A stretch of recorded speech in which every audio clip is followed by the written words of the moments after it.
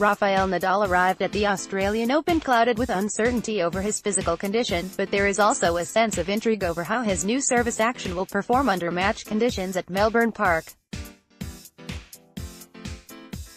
The world no.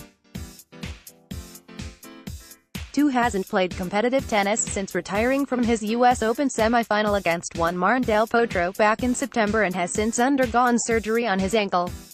It's not just his body that has been reconstructed in his time away from the sport. Nadal has also made fundamental changes to his serve, which he will test out against his first-round opponent, James Duckworth.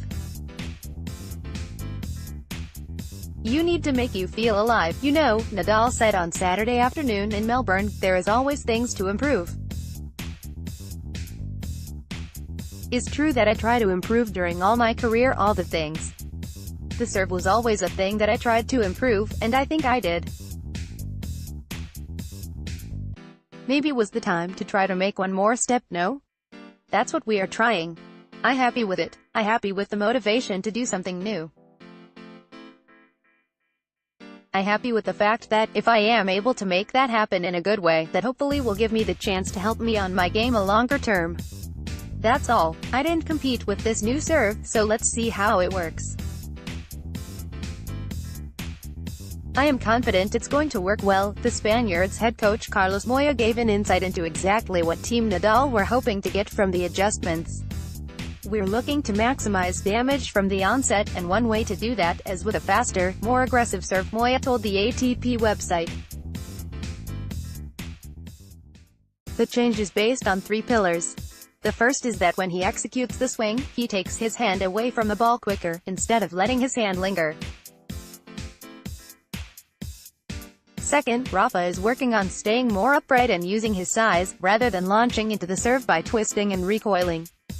That extra spring motion actually resulted in a reduction of power after the ball bounced. The last thing we're working on is getting Rafa to plant his right foot in the court upon landing from his serve. An added benefit is that his second serve is also going to throw opponents off. It might be a more risky approach, but the positive part is that his opponents won't be looking at the same high bounce. They'll have to be more on their toes, and react faster instead of just keeping the ball in play. We've been working out the mechanics of his serve. His motion now is more fluid. Before, the ball he served lost power immediately after bouncing. That isn't the case anymore. His serve maintains speed now after making contact with the court, making it that much more potent. Moya also revealed work began on the serve in the immediate aftermath of his defeat to Del Potro in New York. These changes came following that match at the US Open, Moya said.